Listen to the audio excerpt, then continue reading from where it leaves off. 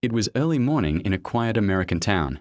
The world was still half asleep, wrapped in a golden mist of sunrise. Sarah sat alone at her kitchen table, her Bible open beside a cup of coffee that had already gone cold. She used to love this hour, the peace, the silence, but lately, silence had become uncomfortable. It felt empty. Her prayers seemed to echo into nothing. She sighed and whispered, "God, are you even here?" There was no reply. The refrigerator hummed softly, a car passed by outside, and the house remained still. She looked down at her open Bible, Psalm 46 verse 10, "Be still, and know that I am God." The words felt distant, and then something shifted, not in the air around her, but within her. It was as if someone invisible had stepped into the room. The silence didn't feel empty anymore. It felt full. A deep peace, warm and gentle, began to flow through her chest. Sarah didn't hear a voice, but her heart knew. The Holy Spirit was there. Tears filled her eyes. It wasn't a dramatic moment, no thunder, no voice from heaven, just peace. A peace she hadn't felt in months. She placed her hand on her heart and whispered, "You never left, did you?" In that quiet kitchen, she realized something profound. The Holy Spirit doesn't always come with power and noise. Sometimes, he comes like a soft breeze, a whisper in stillness. As the first sunlight poured through the window, Sarah smiled. Her heart felt alive again. She didn't just believe in God. She felt Him. The same Spirit who once hovered over the waters was now hovering over her heart, renewing her faith. That morning, her journey with the Holy Spirit truly began, not with noise, but with stillness. It was a sunny Saturday in suburban Ohio. Sarah drove to the grocery store, music playing softly on the radio. Life had started to feel lighter since that morning encounter with the Holy Spirit. There was a quiet sense of guidance in her days, a peace she couldn't explain. As she pushed her cart down the aisles, milk, eggs, bread, fruit, an unexpected thought crossed her mind. Buy an extra bag of groceries. She paused. "That's strange," she murmured to herself. "Why?" But the thought returned, gentle, steady, undeniable. Someone will need it. She hesitated, unsure if it was her imagination or something divine. But her heart felt that familiar peace, the same peace she'd felt in her kitchen. So, she obeyed. She added extra items: peanut butter, soup, cereal, rice, bottled water. After checking out, she carried her groceries to the car. As she loaded the bags, she noticed a man sitting on a nearby bench. His clothes were worn, his hands rough, his eyes tired. Beside him was a cardboard sign, "Anything helps." Sarah stopped, her heart stirring. She picked up the extra bag and walked toward him. "Hi there," she said softly, handing him the bag. "I thought you could use this." The man looked up, tears welling in his eyes.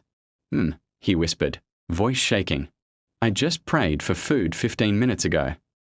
Sarah stood still, her own eyes filling. She realized this was no coincidence. It was obedience. As she drove home, the words echoed in her heart. Walking with the Holy Spirit isn't about hearing loud voices. It's about following quiet nudges.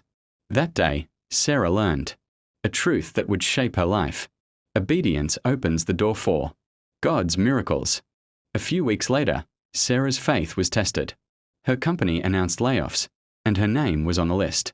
Her heart dropped. The world that had felt steady suddenly shook beneath her. She sat in her living room that night, the flicker of a candle the only light in the room. Her children were asleep, and tears streamed down her face. "Holy Spirit," she whispered, "I don't know what to do." Silence. Then, in her spirit, she heard it again, that quiet, peaceful voice. "You're not alone. I'm still here." The fear didn't vanish instantly, but something else began to grow in her heart, trust. She opened her Bible and her eyes fell on Romans 8:26. The Spirit helps us in our weakness. For the first time, she truly understood it. She didn't have to be strong on her own. The Holy Spirit wasn't watching from a distance. He was right there, interceding, comforting, strengthening. Days passed. Bills came. Worry tried to creep back. But every morning, she prayed, "Holy Spirit, help me today." And somehow, peace returned. One afternoon, her phone rang. It was a friend from church. "Sarah," she said, "a new position just opened at our office, and I thought of you." Sarah froze, tears flooding her eyes. God had provided, through timing only the Spirit could arrange. That night, she looked up at the ceiling and whispered, "Thank you. You never left me, not in the storm, not in the fear." She realized that walking with the Spirit wasn't about escaping life storms. It was about finding His power within them. The storm had tested her faith, but it also revealed her foundation. And through it all, she discovered a truth. The Holy Spirit isn't just comfort for the calm, His power in the chaos. Months passed, and Sarah's new life felt like a fresh chapter. Her mornings began quietly, the smell of coffee filling her kitchen. She would sit by the window with her journal and pray, "Holy Spirit, lead me today. Walk with me." Every day had become sacred. She had learned to pause, to listen before speaking, to pray before reacting, to notice God's presence in the ordinary. The same voice that once told her to buy extra groceries now guided her in everything: her conversations, her work, even her rest. At her new job, a non-profit helping families in need, Sarah often felt the Spirit prompting her heart. One afternoon, as she helped an elderly woman fill out food assistance papers, the woman smiled and said softly, "You bring peace, dear. I can feel God when you talk." Sarah smiled too. That peace wasn't hers, it was His. The Holy Spirit had become part of her every breath, her every word. She noticed miracles in small things, the timing of a call, the kindness of strangers, moments that reminded her He's still leading. She realized that walking with the Spirit isn't a single experience, it's a lifelong friendship. It's not about perfection, but connection. Not about rules, but relationship.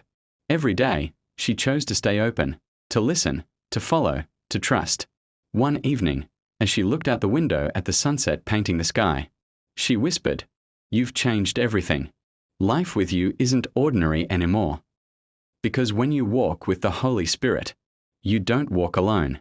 You walk in power, in peace, and in divine purpose. One whisper at a time. Her soft music fades out, and title appears. Walk with the Holy Spirit. Live in God's power every day.